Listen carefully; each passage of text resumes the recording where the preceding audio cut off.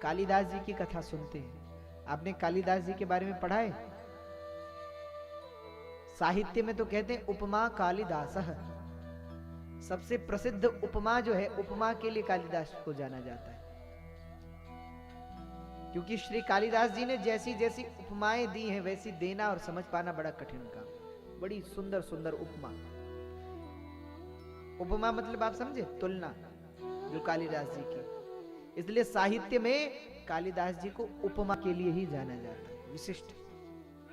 पर पहले क्या थे? कोई बहुत बड़े ज्ञानी थे क्या? अच्छा, आप लोगों ने कालिदास जी के बारे में सुना है? उस समय काल में एक बहुत बड़ी विदुषी थी, उसका नाम था विद्वोत्मा। बड़ी विदुषी।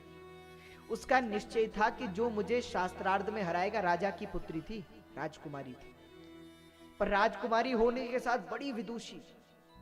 उसका प्रण था कि मैं उसी से विवाह करूंगी जो ज्ञान में मुझे हरा देगा, जो शास्त्रार्थ में मुझे हरा देगा। तो बड़े बड़े विद्वान आए, लेकिन वो इतनी विदुषी कि कोई उसके सामने टिक ना सके, वो सबको पराजित कर देती। अब विद्वानों ने सोचा कि होता ही ऐसा है, विद्वान लोग जब पराजित हो जाते हैं तो इकट्ठे हो जाते हैं। सब इकट्ठे हो गए और सबने विचार किया कि या तो संसार के सबसे बड़े विद्वान से इसका विवाह कराएंगे या संसार के सबसे बड़े मूर्ख से इसका विवाह कराएंगे, इसने हमारा बहुत अपमान किया। तो विद्वान लोग चले ढूंढने के लिए कि या तो कोई विद्वान ही मिल जाए या कोई मूर्ख ही मिल जाए। तो मिले कौन? एक व्यक्ति दिखा, वो पेड़ पर बैठा हुआ था और जिस डाली पर बैठा हुआ था उसे ही काट रहा था।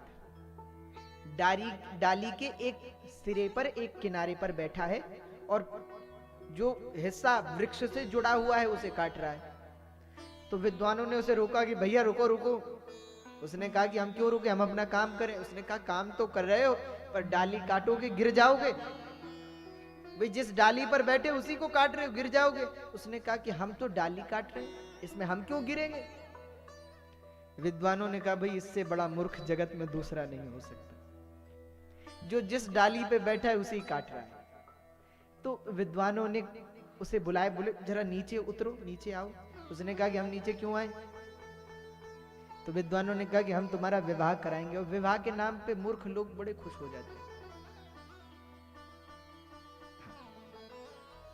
क्योंकि लोग उनसे प्राय कहते हैं कि इसका विवाह तो कभी होगा ही नहीं। आपने भी घर में देखा होगा कि जो थोड़ा कमजोर लोग कहते हैं इसका विवाह तो होगा ही नहीं। कालिदास उसने सुना कि हमारा विवाह, तुरंत उतर आए, हमारे किससे, कहां। तो विद्वान बोले सामान्य जगह विवाह नहीं कराएंगे, एक बहुत बड़ी राजकुमारी है, बड़ी विद्वान विदुषी है, नाम है विद्वोत्मा, उससे विवाह कराएंगे। कालिदास जी बोले अच्छा तुम्हारा नाम क्या है? बोले महाराज हमारा नाम कालिदास है। अच्छा क्या हमारा वो हमसे विवाह करेंगे? अरे बोले हम कराएंगे ना, आप चिंता क्यों करते हो। महाराज हमें कुछ करना पड़ेगा? बोले करना कुछ नहीं, बस चुप रहना है। इसलिए नीति में कहते हैं विद्वानों का गहना है मौन और मूर्खों का भी गहना है मौन। मूर्ख जब तक चुप रहते हैं तब तक ही उनको देखकर लगता है कि ये, तब तक उनकी मूर्खता का पता नहीं चलता है। इसलिए उनके लिए सबसे बड़ा हथियार है चुप रहना, मौन रहना। तो विद्वानों ने कहा कि आप मौन रहना, कुछ बोलना मत, और हम विवाह देख लेंगे। तो खूब सजा करके माथे पर त्रिपुंड लगा दिया, बाहु पर, कंठ पर, हृदय पर, और रुद्राक्ष की माला और सब धोती पहनाकर सजा धजा लिया और बिल्कुल सजा करके विद्वोत्मा के पास ले गए। विद्वोत्मा से कहा कि ये हमारे गुरुदेव हैं और ये आपसे शास्त्रार्थ करेंगे। विद्वोत्मा ने कहा तो ये विद्वान है? अरे बोले हमारे गुरुदेव में कोई सामान्य है? तो ये आज तक कहां थे? बोले आज तक तो हिमालय में पेड़ पर बैठ के तपस्या कर रहे थे, अभी तपस्या पूरी हुई है तो लौटे हैं। अच्छा तो ये कुछ बोलते क्यों नहीं? विद्वोत्मा ने पूछा। तो विद्वान बोले इनका मौन व्रत है, ये कुछ बोलेंगे नहीं। तो विद्वोत्मा ने कहा जब बोलेंगे नहीं तो शास्त्रार्थ कैसे होगा? तो शिष्य बोले जो इशारा ना समझ ले वो शिष्य किस बात का, जो मन की बात ना जान ले वो किस बात का शिष्य। सच्चा शिष्य तो वही है जो गुरु के आंतरिक भावों को भी जान जाए। ठीक है महाराज तो शास्त्रार्थ शुरू करते हैं। राजसभा लगी, शास्त्रार्थ शुरू हुआ। एक तरफ विद्वोत्मा, एक तरफ कालिदास जी और सारे विद्वान। अब जब शास्त्रार्थ शुरू हुआ तो विद्वोत्मा ने सबसे पहले एक उंगली उठाई। अब जो एक उंगली उठाई तो अब कालिदास जी तो मूर्ख तो थे ही। तो जैसे ही उसने विद्वोत्मा ने एक उंगली उठाई तो कालिदास जी ने दो उंगली उठाई। विद्वोत्मा ने कहा कि क्या कहना चाह रहे हैं?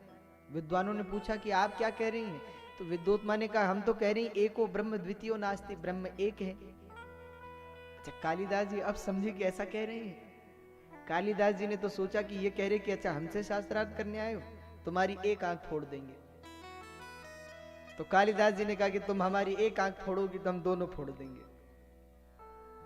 अच्छा विद्वानों से पूछा कि ये क्या कहना चाह रहे हैं? तो विद्वान बोले आपने कहा कि एको ब्रह्म द्वितीयो नास्ति, ब्रह्म एक है पर उस एक ब्रह्म के दो भेद हैं, सगुण और निर्गुण, इसलिए इन्होंने दो उंगली उठाई। विद्वोत्मा ने कहा कि हाँ विद्वान तो है, चलो अगला प्रश्न किया जाए।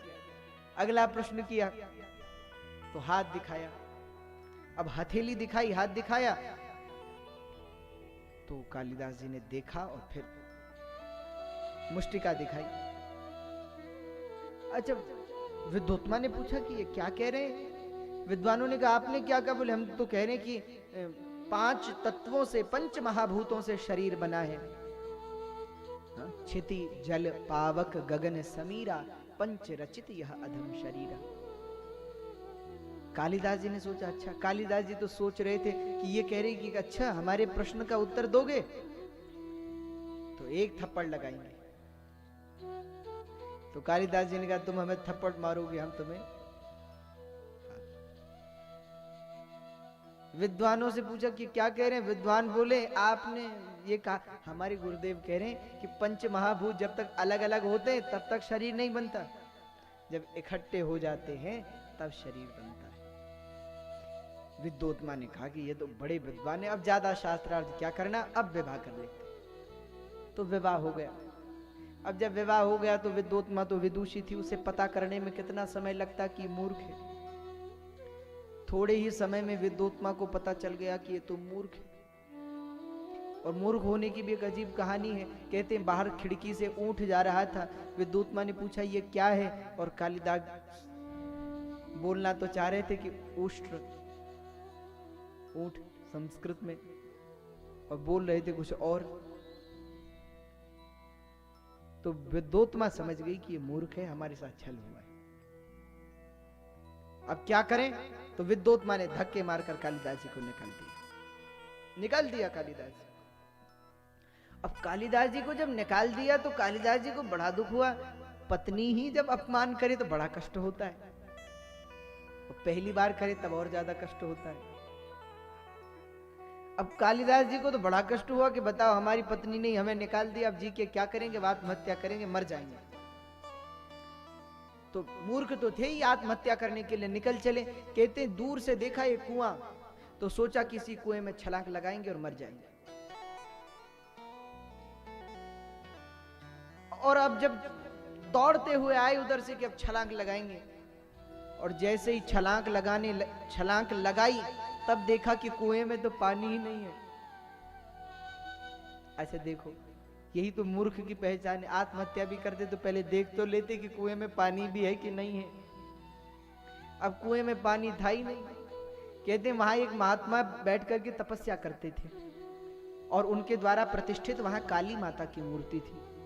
उस दिन उनकी साधना पूर्ण होने वाली थी, इसलिए वो कुछ विशिष्ट पुष्प लेने के लिए जंगल में गए हुए थे। और कालिदास जी ने छलांग तो लगा दी, पर जब नीचे देखा कि इसमें तो पानी है ही नहीं, तो कालिदास जी ने जिह्वा बाहर निकाली कि अरे पानी तो है ही नहीं। और जैसे जीभ बाहर निकाली और दांत गिरे तो दांत से कट करके, जीभ कट करके उछलकर मां काली के चरणों में गिर पड़ी। कहते मां काली प्रसन्न हो गई और कालिदास जी के सिर पर हाथ रखकर कहा, पुत्र तुमने हमें अपनी जिह्वा चढ़ाई है, अपनी वाणी चढ़ाई है, तो जाओ हम तुम्हें वरदान देती हैं, तुम्हारी वाणी में आज से साक्षात सरस्वती विराजमान रही। तो मां काली ने वरदान दे दिया, जीभ भी ठीक हो गई, अब तो बड़े विद्वान हो गए कालिदास जी। कहते हैं उसके बाद वापस लौटे विद्वोत्मा के पास और बाहर महल के बाहर से आवाज लगाई, विद्वोत्मा दरवाजा खोलो। और इतना शुद्ध उच्चारण किया कि विद्वोत्मा को लगा कि खिड़की से झांक कर देखा कि तो हमारे पति हैं, और इतना शुद्ध ये कैसे बोल सकते हैं, ये तो मूर्ख थे। तो विद्वोत्मा ने अंदर से आवाज लगाकर कहा, अस्ति कश्चिद वाग विशेष, आपकी वाणी में ये विशेषता कैसे आई? तो अंदर से विद्वोत्मा ने विशिष्ट 3 शब्द कहे, अस्ति कश्चिद और वाग। तो कालिदास जी इतने बड़े विद्वान हो गए कि विद्वोत्मा के 3 शब्दों पर 3 पुस्तकें लिख दी। जो पहला शब्द था वो क्या था? अस्ति। तो अस्ति से लिखी कुमार संभव, और उसका पहला श्लोक भी अस्ति शब्द से ही शुरू किया। अस्त्युत्तरस्याम दिशि देवतात्मा हिमालयो नाम नगाधिराज। अस्ति शब्द से कुमार संभव को, जिसमें भगवान शिव और सती के, पार्वती के विवाह की कथा, तारकासुर के वध की कथा है। अच्छा, दूसरा शब्द क्या था? कश्चिद। तो कश्चिद से एक पुस्तक लिख दी, उसका नाम हुआ मेघदूत, जिसमें एक मेघ की कथा है, और उसका पहला श्लोक भी कश्चिद शब्द से ही शुरू किया। तो मेघदूत का जो प्रथम श्लोक है वो कहते हैं, कश्चिद कांता विरह कुरुणाम, कश्चिद शब्द से शुरू किया, तो मेघदूत लिख दी। और अंतिम वर्ण क्या था? वाग।